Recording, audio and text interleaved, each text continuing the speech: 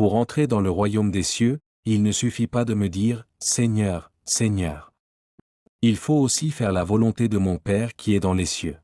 Évangile de Matthieu, chapitre 7, verset 21.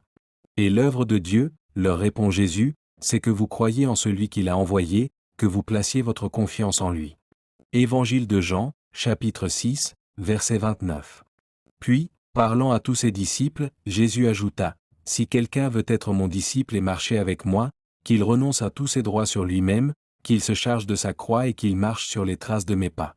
En effet, celui qui est préoccupé de sauver sa vie, d'ici-bas, perdra sa vie véritable, mais celui qui acceptera de perdre sa vie, ici-bas, par amour pour moi, trouvera la vraie vie. » Évangile Matthieu, chapitre 16, versets 24 et 25. C'est pourquoi, faites tous les efforts que vous pouvez pour croire, et en même temps pour mener une vie honnête. Menez une vie honnête, et en même temps apprenez à connaître ce que Dieu veut. Connaissez ce que Dieu veut, et en même temps soyez maître de vous-même. Soyez maître de vous-même, et en même temps soyez patient. Soyez patient, et en même temps fidèle à Dieu.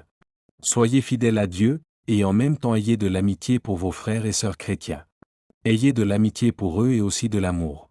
Voilà les qualités que vous devez posséder. Et si vous les possédez en abondance, vous serez actif et vous serez capable de mieux connaître notre Seigneur Jésus-Christ. Mais si quelqu'un ne possède pas ces qualités, il ne voit pas clair et il ressemble à un aveugle. Il oublie qu'il a été lavé de ses péchés d'autrefois. Alors, frères et sœurs, faites encore plus d'efforts pour rester fidèles à l'appel de Dieu et au choix qu'il a fait de vous. Si vous vivez de cette façon, vous ne risquez pas de tomber dans le mal. Oui, Dieu vous ouvrira largement l'entrée du royaume sans fin, du royaume de Jésus-Christ, notre Seigneur et notre Sauveur. Deuxième épître de Pierre, chapitre 1, versets 5 à 11.